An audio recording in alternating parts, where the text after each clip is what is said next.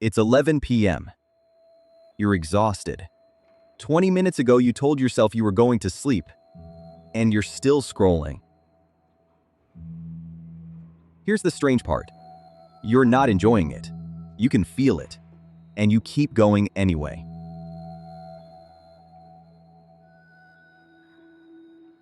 If that's you, hear this.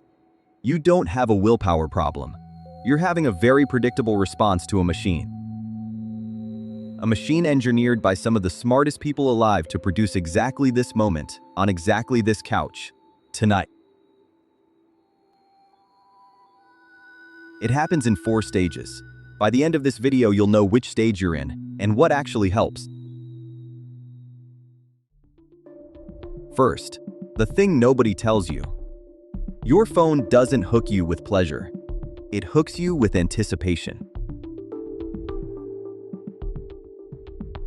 There's a chemical in your brain called dopamine, and most people have it completely wrong.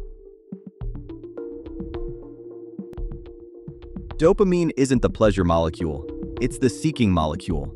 It spikes before the reward, when something good might be coming. That's why pulling to refresh feels like a slot machine lever. Chemically, it is one. Sometimes you win something great, usually you don't. That unpredictability is called a variable reward schedule. It's the single most addictive pattern known to behavioral science. Kinos figured it out decades ago. Your feed runs the same pattern at a scale no casino could dream of. In your pocket, for free. One study found people touch their phones over 2,600 times a day. 2,600 whispers of maybe this time. Stage 1. The spark. The stage where the phone still actually works. In stage 1, your phone is genuinely fun. New app, new feed, every notification lands as a real spike of interest. Use home. You check it when you're bored, and it fixes the boredom. Then you put it down and get on with your life. The tell for stage 1. You reach for your phone when nothing else is happening. Waiting rooms, elevators, red lights. Sounds harmless. But those little pockets of boredom you're deleting, that's when your brain does its maintenance. Boredom is when you consolidate memory, make connections, generate ideas. It isn't empty time. It's repair time. In stage 1, you start outsourcing it, one elevator ride at a time. And your brain quietly learns a lesson. We never have to feel bored again. That lesson opens the door to stage 2. Stage 2. The regulator. This is where most people live, and almost nobody knows it. In stage 2, the phone stops being entertainment. It becomes an emotional thermostat. Watch your own hand for one day. Awkward silence, phone. Hard email you're avoiding, phone. Waiting on a text, phone. My enter de levs for Sevelicht, I am old returnin. You're no longer reaching for something good. You're reaching away from something uncomfortable. Psychologists call it negative reinforcement. The relief is the reward.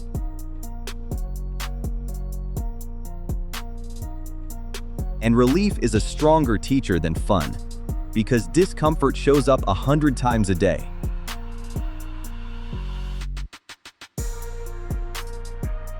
Every single one of those moments is now a training rep.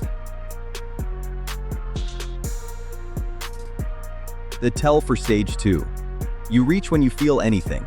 Stress, awkwardness, uncertainty. The feeling starts, the hand moves. The cost. Your tolerance for ordinary discomfort shrinks.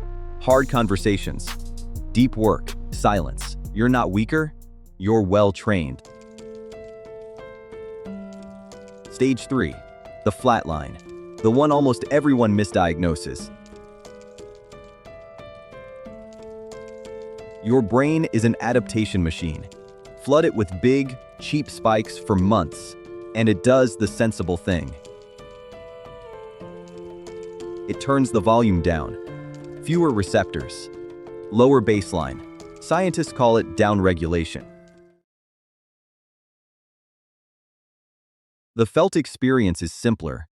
Nothing feels exciting anymore. Not the phone. That stopped feeling good a while ago.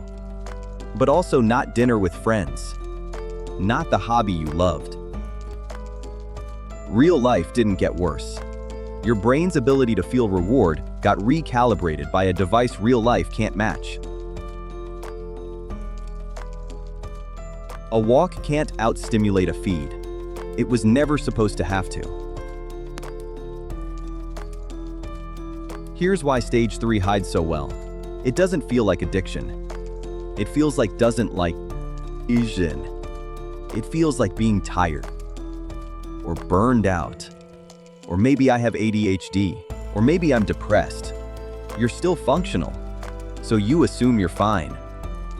Meanwhile, you describe your life with words like flat, gray, numb. And you can't remember when that started. The tell for stage 3. The phone doesn't even feel good anymore. And you use it more than ever. You're not chasing pleasure anymore. You're chasing baseline. Just trying to feel normal.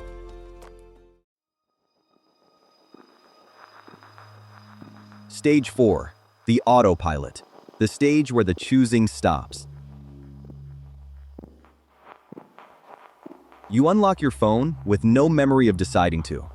You close an app and reopen it within the same 10 seconds. You feel a buzz in your pocket when there was no buzz. That's real. It's called phantom vibration. It means your nervous system now monitors for the phone even when the phone does nothing.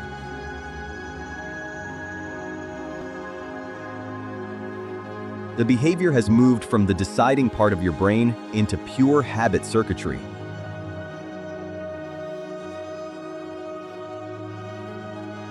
The same machinery that drives you home without remembering the drive. Time distortion is the signature. One video, 40 minutes gone. Not fast. Vanished. The tell for stage 4. Your phone use runs itself. You are, quite literally, no longer the one scrolling. So, 4 stages. The spark you reach when bored. The regulator you reach when you feel anything. The flatline. Nothing feels good, and you scroll more than ever. The autopilot. You're not deciding anymore. Which one are you in? Here's the uncomfortable truth. Most people can't answer that accurately. Because from the inside, stage 2 feels like I'm just busy. Stage 3 feels like I'm just tired lately.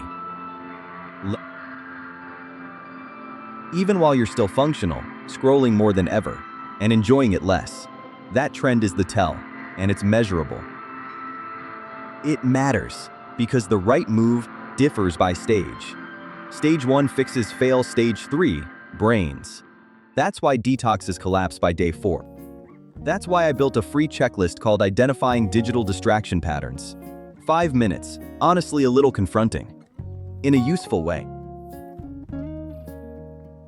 It walks through your specific reaches, times of day, and trigger feelings, and tells you which stage you're actually in. It's linked below, it costs nothing, and everything else depends on getting your stage right. And if you already know it's gone further than you'd like, the full reset system is below too. Your attention is yours. Act like it.